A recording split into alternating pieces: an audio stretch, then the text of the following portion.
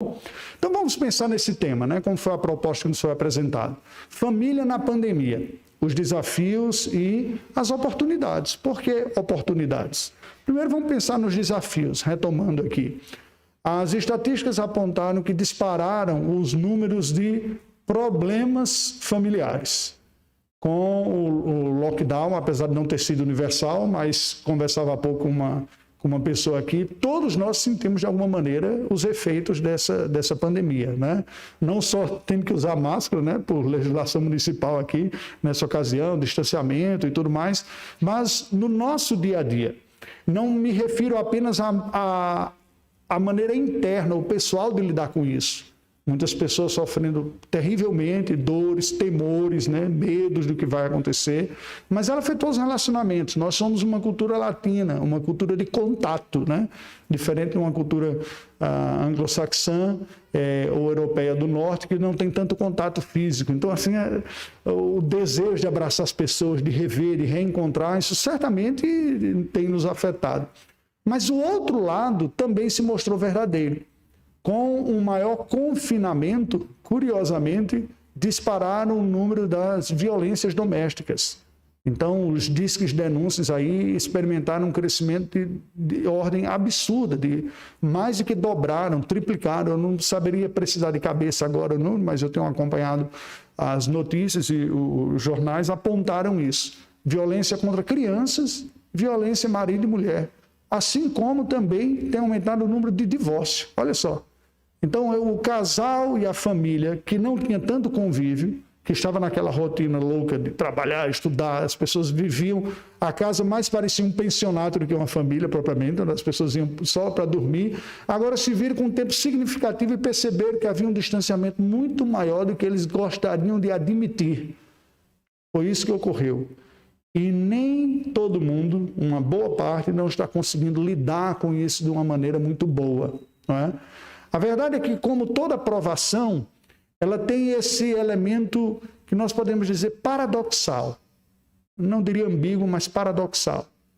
Se por um lado ela revela nossas fraquezas, revela nossa dificuldade, toda provação faz isso, onde a gente tem mais dificuldade de perseverar, de seguir adiante, reagir de uma maneira piedosa.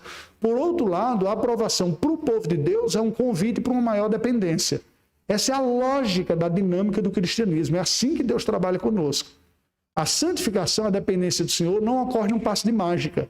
Ela ocorre como fruto, costumeiramente, de um processo que é simultaneamente gracioso e bondoso, mas por vezes também doloroso, pela nossa dificuldade de percepção natural das nossas deficiências. Nós precisamos ser chacoalhados, às vezes, para enxergar o que tem lá.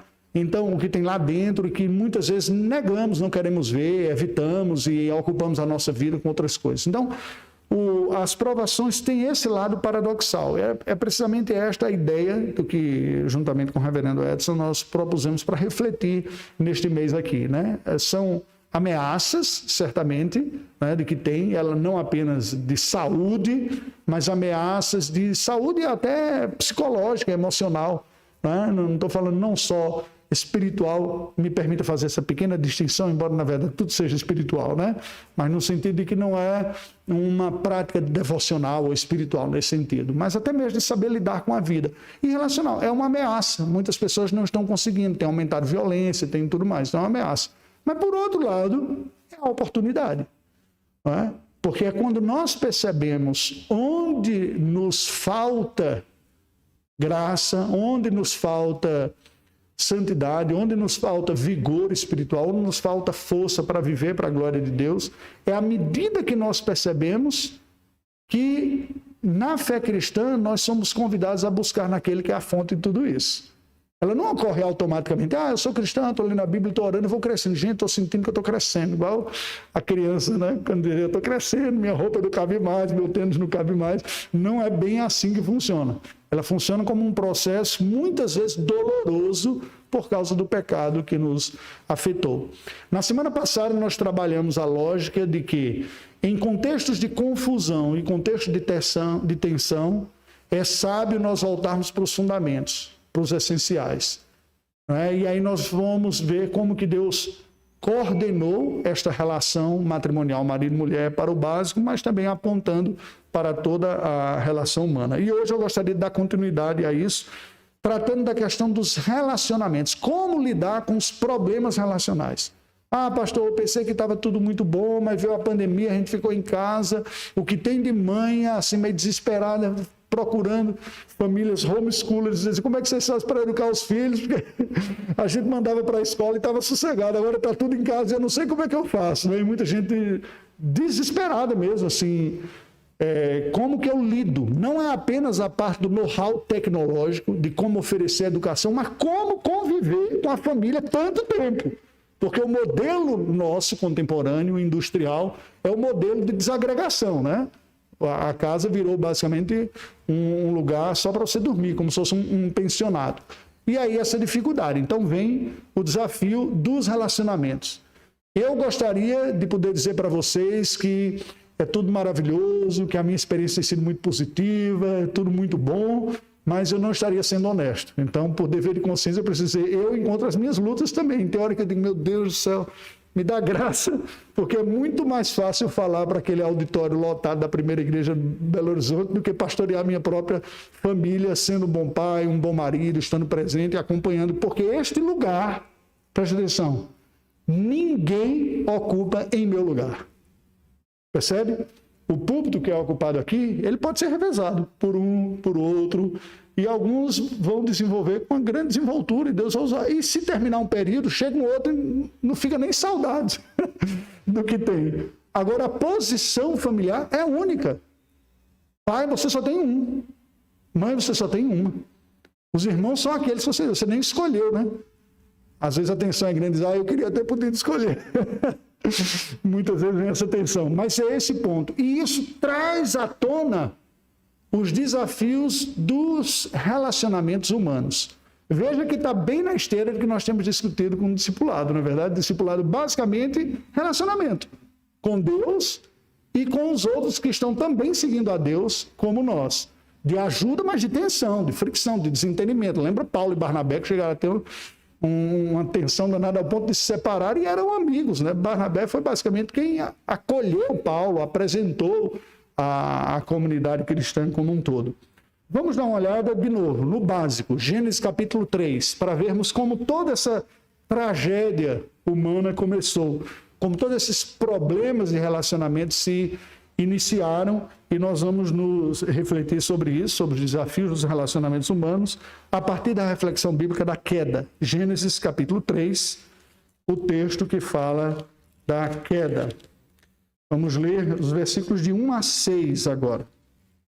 Gênesis 3, versículos de 1 a 6.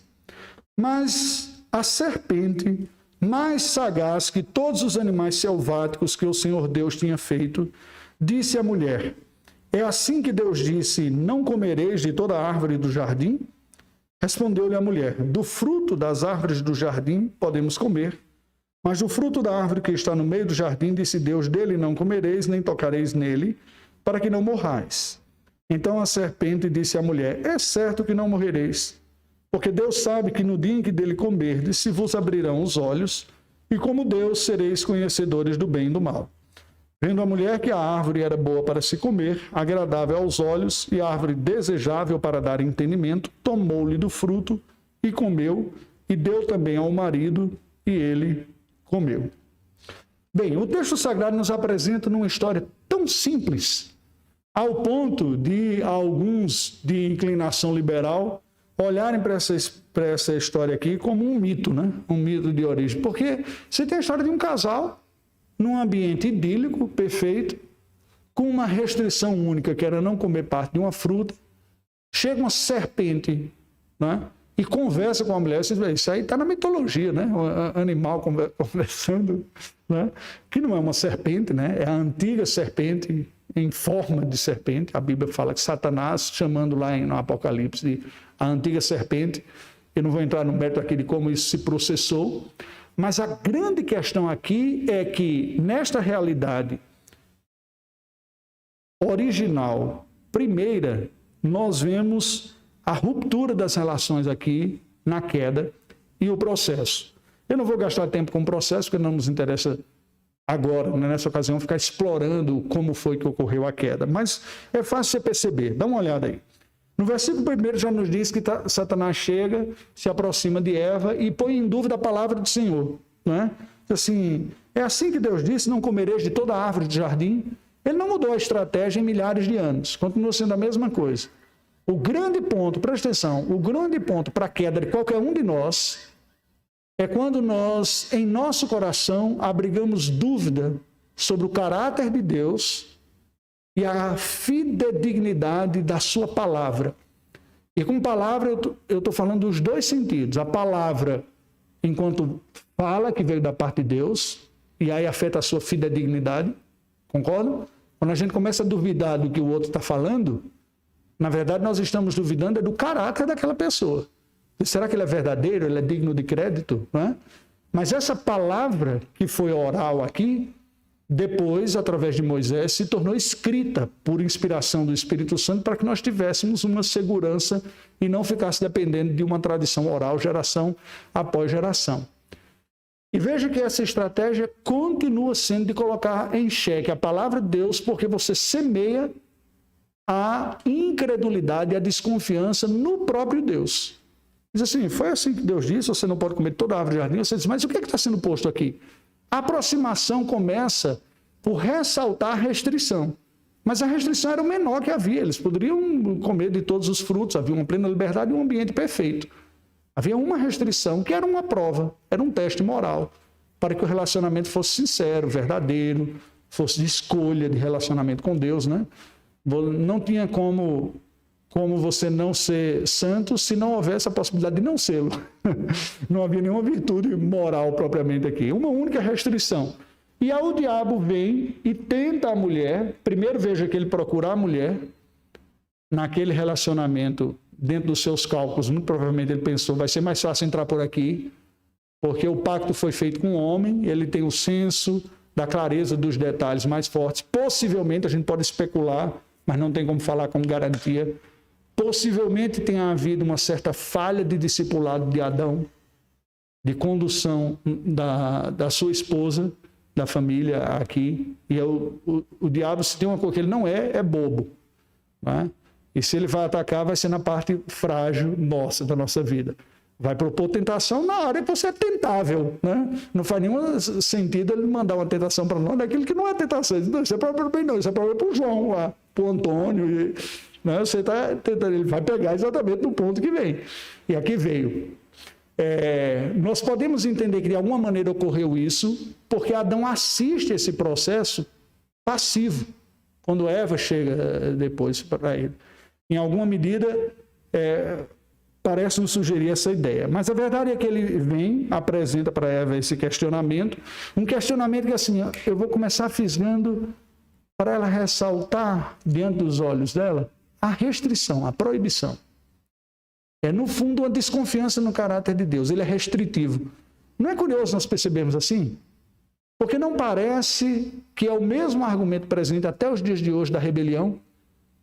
Quando nós queremos satisfazer os nossos desejos e não a vontade de Deus, quando eles colidem, ou seja, quando nós queremos um prazer ou a construção de um projeto de vida que fira o que Deus disse, que desobedeça, é muito comum você ouvir as pessoas e o nosso próprio sentimento de que Deus não quer a minha felicidade. Deus não quer a minha felicidade. Pode ser que a pessoa não projete direto para Deus, né? Os filhos numa fase da vida aí, da infância para a adolescência, você não quer me ver feliz, né? Tudo que eu quero não pode, não quer. Você só fica proibindo tudo. Qual é esse ponto? Aquilo que eu elenquei como razão e fonte de minha satisfação não está sendo me entregue por aquele que é autoridade sobre mim. Então ele não quer o meu bem. Eu meço o meu bem pelo prazer que eu tenho e não pelo valor daquilo que nos é dado. Foi esse o ponto de aproximação. A mulher vai dizer, não foi isso não. Do fruto das árvores jamais podemos comer. Mas o fruto que está no meio do jardim, Deus disse dele, não comereis, nem tocareis nele para que não morrais. Veja que ela foi fisgada por aquela ideia. Porque quando ela vai replicar e me repreender, diz, não, você está errado. Não é que Deus disse que não podia comer de toda a árvore do jardim. Ele não é tão limitador assim, não é tão carrasco. Ele diz, só daquela árvore do conhecimento do bem e do mal. Nessa você não pode comer nem tocar. Não é? Então, veja, ao fazer isso, ela vai além do ponto de que Deus tinha dito, que era não comer, mas mostra que, de alguma maneira, ela abraçou a ideia da restrição. Né? É o argumento da restrição. O que não está bom, o vem. E aí, o diabo, percebendo isso, versículo 4, a serpente disse à mulher, é certo que não morrereis. E aí vem a toda a sua malignidade. Pegou a ideia, já ressaltou na cabeça que tudo que é bom, não é? É ilegal, é imoral, é engorda, né? Tudo que é pecado. Ele já ressaltou esse ponto, que o meu prazer Deus não quer. Ele disse, pronto, agora está na hora. O ponto agora é colocar em dúvida o caráter de Deus. Vocês percebem que isso não mudou? Que a luta espiritual nossa continua sendo a mesma coisa. A palavra do Senhor é digna de toda segurança, de toda confiança. O caráter de Deus é santo e perfeito o suficiente, ao ponto de eu segui-lo, mesmo quando o que ele diz para mim é diferente do que eu quero circunstancialmente. Você só tem duas escolhas. Quando você está diante de situações assim, ou você reconhece que Deus é bom, justo, sua palavra é justa, boa, como Paulo fala da lei, e se arrepende e diz, Senhor, me perdoe, eu estou cobiçando o que não me é devido, eu estou desejando aquilo que não é, eu estou ansiando por alguma coisa errada, ou amando mais alguma outra coisa que não o Senhor, ao ponto de idolatrar algo. Ou você trilha esse caminho, que é o caminho da piedade cristã, constante, de arrependimento e reconhecimento, ou você inverte, não dá para conviver com as duas coisas dentro. Ou você tem uma certa desconfiança do caráter de Deus, da sua bondade, diz, olha, Deus quer a minha felicidade mesmo, e a pessoa reformula até a teologia. E diz, Deus não pode querer uma tristeza, entendeu? Assim, o seu prazer, sua satisfação está acima, e isso aqui a gente interpreta de outra maneira, não é bem desse jeito como que estão falando. A verdade é que o diabo chega e diz, é certo que não morrereis. E aí ele diz o argumento, né? Porque Deus sabe que no dia em que dele comerdes, se vos abrirão os olhos, e como Deus sereis conhecedores do bem e do mal. E o verso 6 diz, vendo a mulher que a árvore era boa para comer, agradável aos olhos, árvore agradável para dar entendimento, tomou do fruto, comeu, também deu ao marido e ele comeu. Vê a passividade de Adão aqui, né? Ao ponto do Larry Crabb ter escrito uma obra famosa que é O Silêncio de Adão, certa missão. Quando eu estudei teologia, eu fiz uma piadinha na aula, né, como o meu professor, que disse assim, olha, Adão olhou assim e disse, rapaz, é melhor uma Eva pecadora do que eu ficar sem mulher. O que restou santo aqui não dá bom para companheiro, não, então é melhor ficar. Certamente abrigando em seu coração uma prioridade equivocada, né? Porque era seu dever alertar ou recusar. Mas assim, ele ficou tão encantado com o presente que ele recebeu que ele preferiu mergulhar junto naquela tragédia, né, do que ocorreu. O que o diabo fez? Colocou em dúvida o caráter de Deus. E o que ele disse é o seguinte, que nada, Eva. Deus colocou essa restrição porque ele não gosta de dividir glória com ninguém. O que é verdade, né? O texto de Isaías diz, a minha glória, diz o Senhor, não darei a outro. Mas não é por uma questão de egoísmo, é simplesmente porque ninguém está à altura da glória de Deus. Ele é infinito, ele é eterno, é questão de justiça. Somente Deus é o Criador de todas as coisas, o soberano sobre todas as coisas, o governante sobre todas as coisas. Não reconhecer isso é uma injustiça, não é questão de ofensa para com Deus. Essa é a leitura pagã, que por sinal até já comentei sobre aquele filme muito bom, Mother, né, que representa duas mentalidades. A mentalidade a partir do paganismo, como eles olham o cristianismo e como olham o paganismo, que estão tipificados no marido e na mulher, nesse filme. Muito bom. Mother. É mãe, né? Vai ter... Eu não me lembro o nome dos personagens, né? Dos atores, mas muito bom. Você percebe assim, assistindo o filme, você vê que é um casal, mas quando você avalia o discurso que está sendo dito, é que eles estão metaforicamente representando ele, o Deus cristão, patriarcal, governante, na visão pagã, opressivo, que só quer a glória para si, que não divide, insensível com a criação, com seu próprio filho, e ela, a religião pagã, que é a da natureza, da mãe terra, mãe, né? Você pode ver que o paganismo tem a divindade associada à feminilidade e uma série de outras coisas. Mas o que ocorreu aqui foi que, precisamente, Eva caiu naquela cilada porque abrigou. O texto diz claramente que era uma árvore boa para se comer, agradável aos olhos. O que ocorreu para ela? A proposta do diabo é a mesma até hoje. Por que ser servo se você pode ser senhor? Por quê? Foi o que ocorreu com ele. Você concorda? Anjo servindo na presença do Senhor e disse, por que eu vou ficar a vida toda dando tudo glória para um outro aqui? Não, eu tenho capacidade, eu tenho inteligência, eu tenho poder também, sabe? É melhor ser rei, é melhor ser cabeça de lagartixa do que rabo de jacaré. Já ouviu essa expressão? É melhor eu mandar num reino pequenininho, mas que é meu, que sou eu que mando, do que eu ficar servindo numa causa grande, mas ser aquele que serve. Não. E ele diz, gente, Deus fez isso porque ele não gosta de concorrência. Para ele quer a coisa mais simples, mandar e o resto obedecer. Por isso que ele proibiu. Porque sabe que no dia que vocês comerem, vocês vão abrir os olhos, vai ter entendimento. Nossa, agora eu estou entendendo as coisas, eu posso fazer minhas avaliações, chegar às minhas conclusões, construir minha própria vida. Gente, preste atenção. Nós somos tão ingênuos em avaliar o discurso que o mundo nos apresenta, porque a gente fica chocado, é muito comum as pessoas ficarem chocadas quando vê, quem não viu notícia desse tipo, no carnaval do ano passado humilharam Jesus lá no AMB, né? Aí esse ano veio o Covid, não teve carnaval. Eu acho tão pequena essa avaliação, que eu digo, gente, não é um Jesus no AMB que vai mostrar que essa cultura está anticristã. Você percebe de uma maneira muito mais sutil todo o discurso antropocêntrico presente na mídia. Desde aqueles desenhos bonitinhos que a gente assiste com as crianças lá, como Frozen, né? Let it go, vai lá, construa o seu caminho, siga o seu coração, faça a sua vida. É o tempo todo isso. É exatamente o que o diabo fez. Que servia a outro o quê? Abre os olhos, abre a cabeça. Um discurso fantástico daquele filme, O Advogado do Diabo, é quando o Al Pacino, no final, vai ter uma conversa, né, com o ator, esqueci o nome lá, que é o Keanu Reeves, né? Acho que é ele, o Keanu Reeves.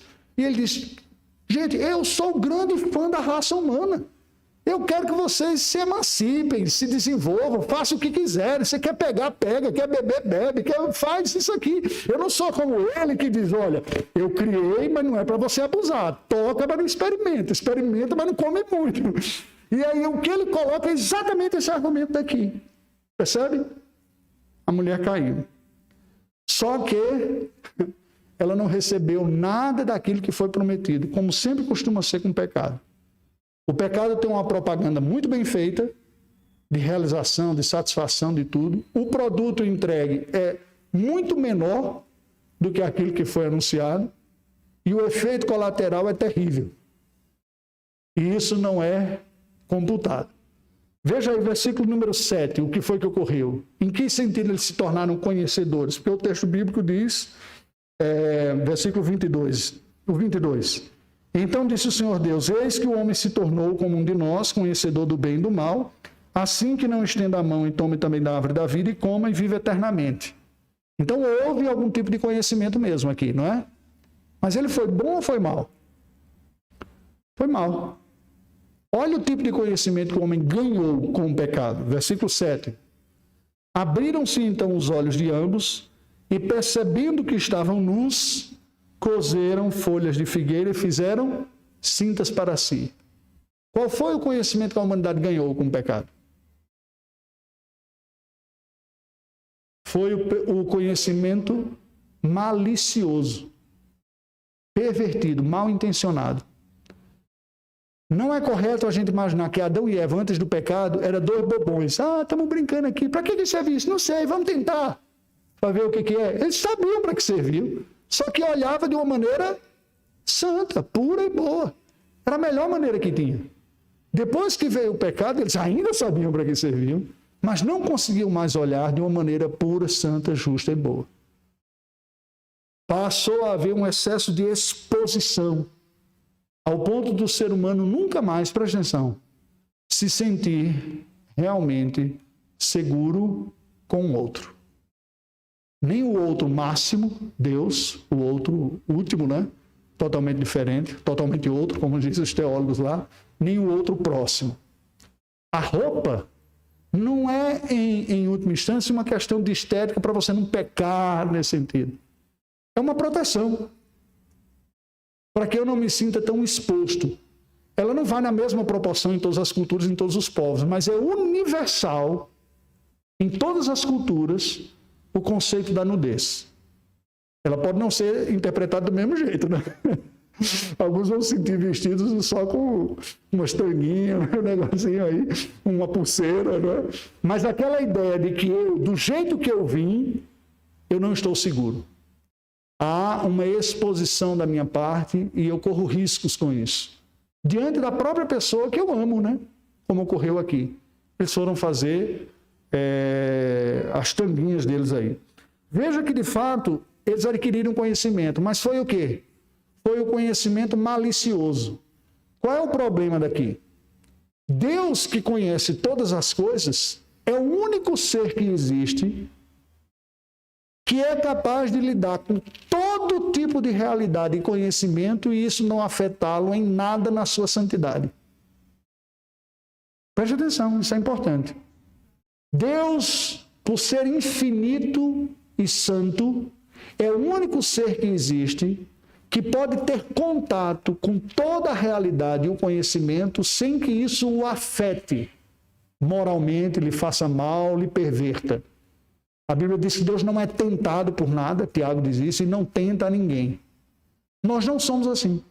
Nós somos criaturas limitados. E o que Deus fez foi nos proteger na nossa condição de criatura. Quando Ele estabelece limites e regras, não é porque Ele é um chefe arbitrário, é porque nós precisamos dos limites e regras, porque sem elas nos perdemos. Entende qual é o ponto? Deus consegue ver, conviver com o mal sem que nada do mal lhe afete. Nós não. Deixa eu dar um exemplo claro, só para a gente pensar. Eu estou lá no gabinete e alguém vem buscar aconselhamento. Aí vem, vamos orar e tudo. A pessoa, pastor, eu gostaria de um aconselhamento. E aí tem gente que às vezes quando começa a falar não para muito, né? Mas a gente tem que parar um pouquinho. Aí às vezes eu interrompo e digo, olha, presta atenção. Você não precisa ficar detalhando, pintando um quadro tão colorido e tão detalhado das coisas que você tem experimentado aí, porque isso não vai ser necessário para o aconselhamento, não vai ser útil para você nem para mim. Estão entendendo o que eu estou falando? O reverendo Vadislau dizia o seguinte, que no aconselhamento nós somos chamados a abrir o nosso coração e não expor as nossas entranhas. Em outras palavras, você pode até falar das suas tentações e dos seus pecados, mas sem ficar pintando o quadro. E isso a gente vê lá em Gênesis. O que o texto de Gênesis está nos dizendo é, depois do pecado, o quadro ficou feio. E nós, como criaturas, nós não somos criador, não somos infinitos, não somos essencialmente, na nossa natureza, santos, não temos a capacidade de lidar com o mal e ele não nos afetar. Aquele que foi considerado o anticristo, Nietzsche, um dos filósofos mais citados aí, ele falou o seguinte, você que gosta de olhar muito para o abismo, cuidado, porque um dia o abismo vai olhar de volta para você. É esse o ponto, entende? O ser humano agora tomou um tipo de conhecimento que estruturalmente não lhe era saudável ter. Que era da malignidade, da má intencionalidade. Aquela pessoa que for objeto de amor e de devoção, agora passou a ser visto de uma maneira diferente. E aqui não está um pouco do drama da própria humanidade das relações, de nos sentirmos objetificados nessas relações, não devidamente compreendidos e valorizados, cuidados e protegidos. Quem de nós não sofre a tentação de achar que nesse relacionamento somos nós aqueles que nos doamos mais e não o outro? Que a segunda milha vem sempre prioritariamente da parte de cá e não da parte de lá. Então, é uma série de efeitos que veio aqui. Os olhos se abriram e eles passaram a ver a maldade, onde antes só havia pureza. Olhavam um para o outro nu e o que é que eles viam? Beleza, pureza. Era o que havia. Mas depois do pecado, não tem mais pureza. Ainda tem beleza. E essa sensação é que diz, opa, está demais, estou exposto demais aqui, vou fazer uma roupinha, né? Cozeram roupas e se vestiram tentando bloquear aquela sensação. Veja o que diz os versículos 11 e 12. Quando Deus vai falar com Adão, pergunta, quem te fez saber que estavas nu? Comeste da árvore que te ordenei que não comesses? Então o homem diz, a mulher que me deste por esposa, ela me deu da árvore e eu comi. O que você começa a ver aqui? O versículo 13, algo semelhante. Disse uma mulher, que é isto que fizeste? Ela respondeu, a serpente me enganou e eu comi. O que nós vemos aqui? Exatamente. Outro problema típico das relações humanas. Transferência de responsabilidade. A culpa é sempre do outro. Quem nunca ouviu aquela expressão diz, está vendo o que você me faz fazer? Se você não fizesse isso, eu estava tranquilo, mas você me irrita, eu não consigo. Você me faz ser assim. Opa, o que é isso? É exatamente o que ocorreu, né? O homem, quando é confrontado, diz, rapaz, eu fiz um pacto com você, ele coloquei na responsabilidade, como é que você pisa na jaca assim? Ah, foi a mulher que só me deu, eu estava bem aqui, estava caminhando com girafa, cobra, né? Estava tudo tranquilo com os animais, fez essa mulher, esse pedaço de mau caminho aqui, olha o que ocorreu comigo, né? Bem diferente da primeira declaração. Tu és osso dos meus ossos, carne da minha carne, varô, eu te chamarei, porque do varão foi criado. Agora que entrou o pecado, na confrontação, a culpa é do outro. Preste atenção. Nenhum de nós está livre disso.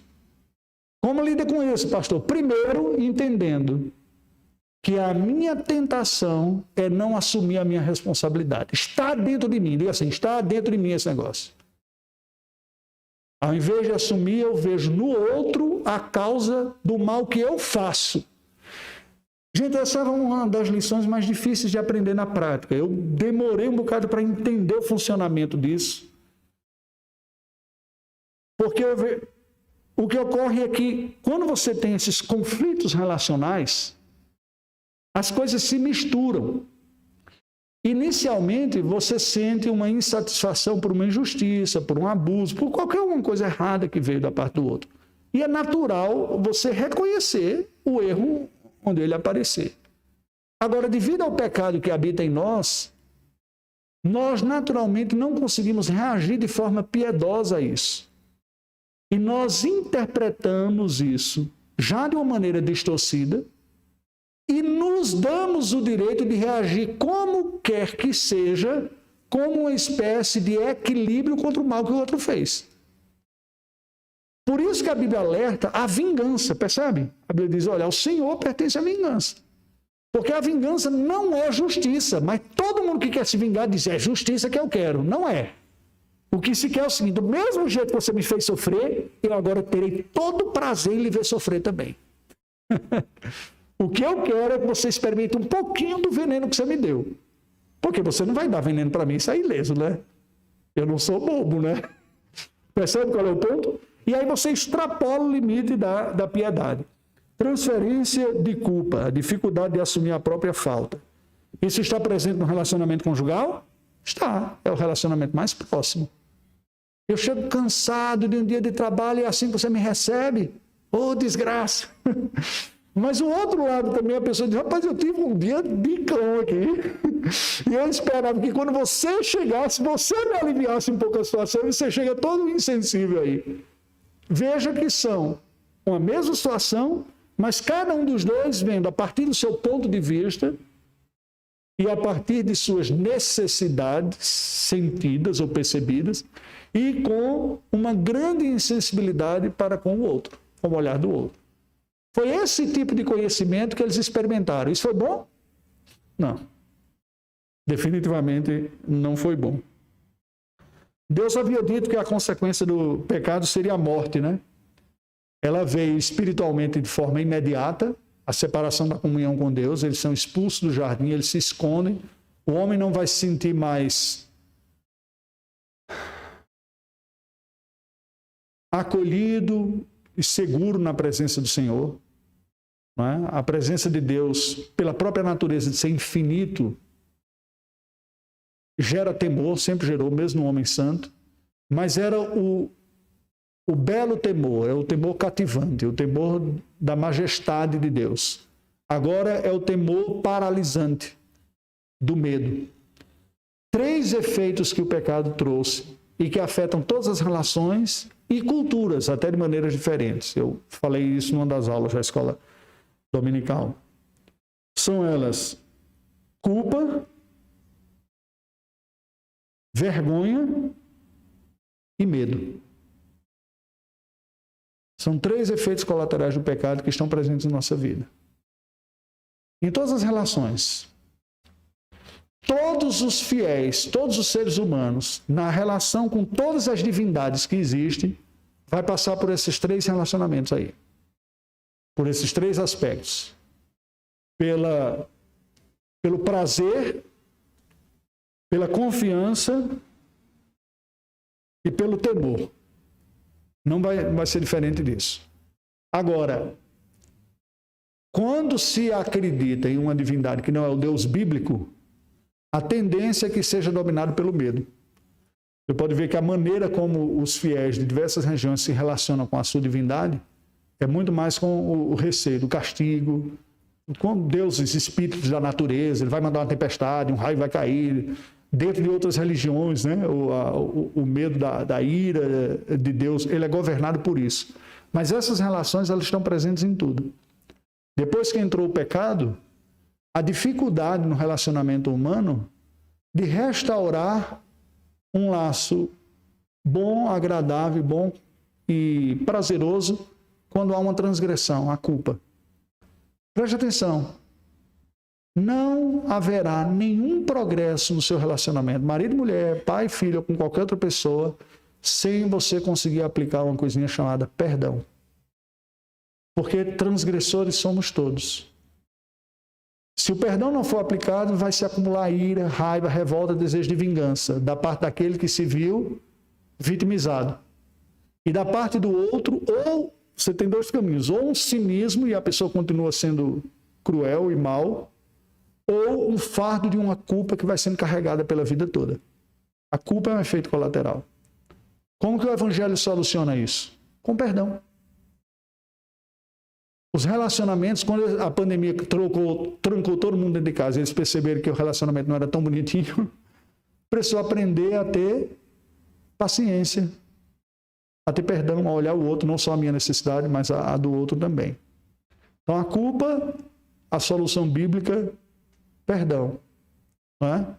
A vergonha, que é um outro efeito colateral, tem a ver com a minha imagem pública. A vergonha tem a ver com como é que os outros olham para mim. A vergonha também tem.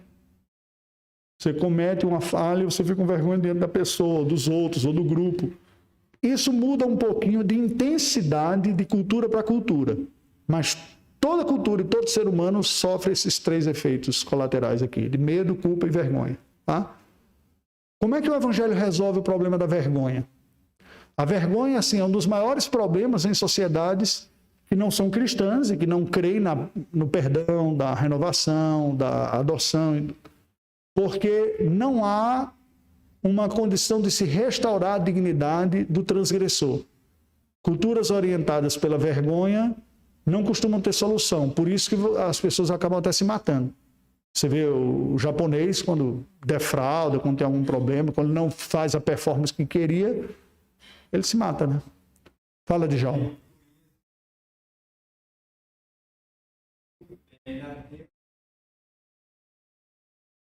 Isso, mas o corar de vergonha é para confessar, né? E não para ficar corado o resto da vida de vergonha, entende? Assim, pertence o corar de vergonha, realmente eu não sou aquilo que eu gostaria que vocês pensassem que eu fosse, eu não sou tudo aquela imagem pública que eu estou querendo, aí vem o corar de vergonha. Como é que a Bíblia resolve, o Evangelho resolve o problema da vergonha? Resolve com a justiça de Cristo sendo atribuída a nós. Quando eu me lembro que a minha posição diante de Deus é definida pelo que Cristo fez por mim. Uma vez que eu me arrependi verdadeiramente, que eu confessei os meus pecados, eles foram perdoados Minhas vestes foram alvejadas, usando a imagem de João lá no Apocalipse, pelo sangue do Cordeiro, e eu, portanto, estou digno, apto diante de Deus. Lembra do filho pródigo? Pintou, bordou, fez tudo aquilo e voltou arrependido. O pai lhe fez o quê? Deu uma festa, colocou o anel no seu dedo, sandálias. Ele restaurou a condição de honra do filho, mas um filho desonrado. Numa lógica sem evangelho, ele jamais voltaria a ocupar uma posição de honra. Ele iria carregar a letra escarlate na testa para o resto da vida. É um transgressor, que era a mentalidade do irmão mais velho, o fariseu. Não é? Esse aqui não é digno, não. Eu fiquei aqui segurando as pontas. Como é que você resolve o problema da vergonha? Você resolve aplicando a obra de Jesus. A minha dignidade vem de Cristo Jesus. Entende? Então aquelas pessoas dizem assim, eu sei o que eu fiz, eu sei os pecados que eu cometi, já me arrependi deles, o Senhor cobriu. Eles estão cobertos. O próprio Deus faz isso aqui. Quando tira aquelas tanguinhas michuruca que eles fizeram lá de folha de figueira, imola um animal e do couro desse animal prepara vestes dignas para os homens. Aqui é um ato físico, mas ao mesmo tempo é um ato evangélico, ou seja, aponta para o evangelho. Conseguem perceber isso? É como uma teatralização do que é o evangelho. Deus está dizendo, você não consegue mais resolver o problema da sua culpa, da sua vergonha, por sua justiça. Vai ficar faltando. Mas eu consigo. Sou eu quem provejo para você uma restauração da sua dignidade. E aí, só que isso tem um custo. Um custo pago por uma outra pessoa, por um inocente. Um inocente deu a vida para que você pudesse ter cobertas as suas vergonhas e agora viver de uma maneira sem carregar a exposição das suas vergonhas. Vergonha. E medo. Outro efeito colateral. Não tem... Acho que assim, uma das coisas piores que pode se experimentar no relacionamento humano é o medo. Eu li um livro nesses dias em que o autor dizia o seguinte, que ele entrou no casamento pensando, eu sou como homem aqui responsável para proteger, cuidar da minha família, pelas ameaças da minha esposa com relação aos outros homens. Mas foi com a medida que eu fui passando no tempo que eu percebi que o homem que oferece a maior ameaça para minha esposa sou eu. A minha força e a minha posição deveriam ser porto seguro. E aí, olha que momento danado que a gente vive.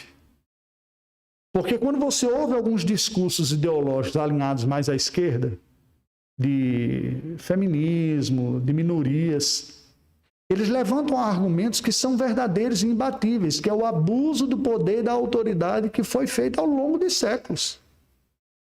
Agora, ao fazer isso, eles jogam fora o modelo bíblico. Diz, esse patriarcalismo vindo da tradição judaico-cristã não serve, porque ele só colocou homens que exploraram, oprimiram, bateram, subjugaram as suas mulheres.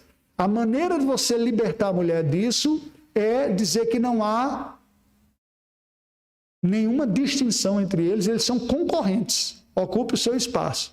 E o resultado é que esses movimentos todos desagregaram famílias e pessoas. Percebe? Qual é o modelo bíblico? O modelo bíblico não é um homem masculino opressor, mandando, quem manda cara sou eu, naquele, isso não é. E não é porque eu estou falando aqui para querer estar bem na fita, não, gente. O modelo bíblico é sempre o nosso Senhor. A gente estudou isso no discipulado. Jesus se aproxima dos discípulos e diz, olha, entre vocês, a obediência ocorre por questão hierárquica e autoritária. Quem manda quem pode, obedece quem tem juízo. Lembra que ele não falou esse ditado, né? Mas ele disse, é aquele que manda e vocês obedecem. Mas entre vocês não vai ser assim. Aquele que for o maior, seja aquele que serve. O Filho do Homem veio servir. Ele que tem toda a autoridade, abre mão de sua glória, da divindade, se torna um humano como nós e serve ao ponto de dar a sua própria vida. Esse é o modelo da liderança masculina. Não é isso que Paulo fala em Efésios? Que o marido deve amar a esposa como Cristo amou a igreja e mamou opressivamente? Não. Ser liderado por alguém que está disposto a oferecer sua própria vida em sacrifício é totalmente diferente de você ser liderado por uma pessoa insensível, opressiva e egoísta. Totalmente. Só que o efeito colateral veio também. Ao homem, ao ser humano, o homem, o gênero masculino, os homens mesmo, eu estou falando aqui, passou a ocorrer sempre a tentação da omissão. A mulher está querendo fazer isso? Vai, você quis comer a fruta? Tá bom, eu como também com você. É muito desgastante, né? O provérbio já diz, morar com uma mulher rixosa é como uma goteira que fica dizendo, para evitar isso, você acaba afundando na jaca também, por omissão. Porque tem uma responsabilidade para conduzir, mas não quer pagar esse preço. Não é? Agora, o contrário também é verdadeiro. A mulher, devido ao pecado ter entrado, tem a dificuldade de aceitar essa diferença de papéis e a submissão passa a ser um jugo para a mulher, experimentar dessa maneira. Veja que Deus diz, quando fala com Adão, ele diz, olha, você vai continuar trabalhando. Aquilo que a gente chama de castigo, né, que as pessoas dizem, o castigo de Deus que veio para o pecado, os teólogos bíblicos chamam de mitigação do castigo, ou seja, a diminuição. O castigo podia ter sido maior se fosse cumprido, porque seria a morte. Né? A morte veio da separação com Deus, mas não a sentença de morte da vida aqui.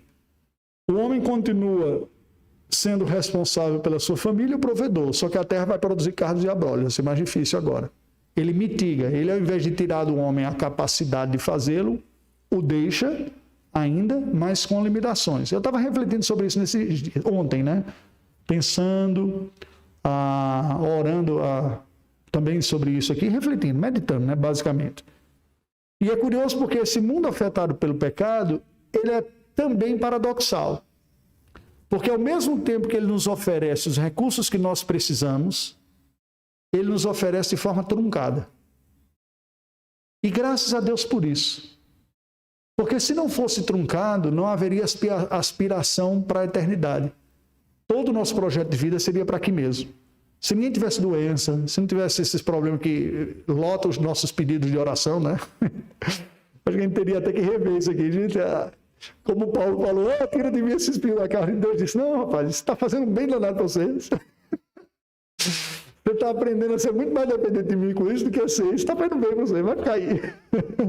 Mas como fazendo bem? Esse troço está doendo para caramba aqui. Eu digo, mas por isso mesmo. Pela dor, você está ficando mais piedoso. Quando você não tinha isso, você não faz ideia que você não era tão piedoso assim, não. Então, Deus abençoa-nos, mas não nos abençoa com o céu aqui, porque o céu aqui é a negação do céu verdadeiro, da presença de Deus. É o projeto de Satanás. Ih, rapaz, liga para Deus não, construa você sua própria vida. Quantos de nós não saíram numa busca louca de realizar seus projetos pessoais, construir os seus reinos aqui, deixando Deus em segundo lugar, quebrando o primeiro dos mandamentos? A mesma proposta lá do diabo, lá atrás. O que é que Deus faz? Só Deus mesmo para conseguir administrar isso, porque Ele continua provendo para nós, mas, no entanto, essa provisão tem que ser limitada de alguma maneira para que o homem entenda que a vida dele não é aqui, que ele não ame isso mais do que o próprio Deus e assim nunca experimenta a salvação na vida, mas receba. É precisamente o que ocorre. Entende? Nas relações humanas é a mesma coisa. O quão de bom nós podemos desfrutar dos nossos relacionamentos. Mas como eles podem se tornar escravizadores de nós mesmos? Quantas pessoas não sofrem por aquilo que a psicologia chama de relacionamentos disfuncionais? Família disfuncional. Potencialmente aqueles que deveriam ser os elementares, mais básicos e os primeiras fontes de relacionamentos saudáveis se tornam os piores, que marcam a alma profundamente, pessoas que carregam pela vida. É impressionante a capacidade humana de se meter em relacionamento complicado e não conseguir sair dele. Ou reproduzir falhas e pecados que ele mesmo foi vítima. Impressionante. Veja, é um mundo caído. Deus ainda nos permite a Adão ser provedor e ao homem ser provedor, a mulher ser auxiliadora, mas o texto quando diz a mulher, olha só,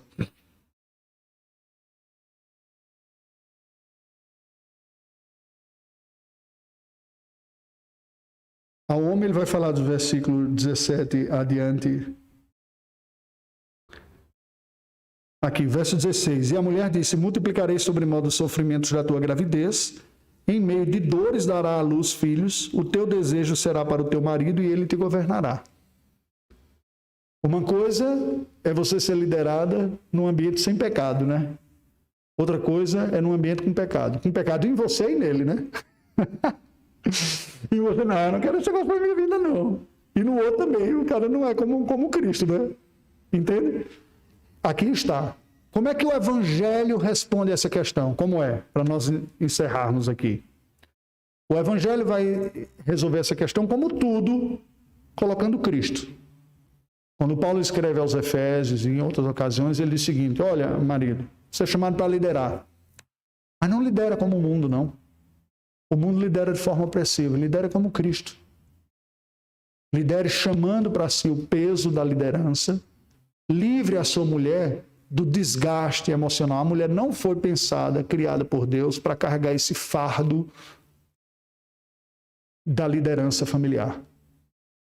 Ela deve estar liberada disso. Ela tem uma potencialidade constituída por Deus para a feminilidade de ser a graxa do motor, fazer as coisas deslizarem mais naturalmente. Traga para você.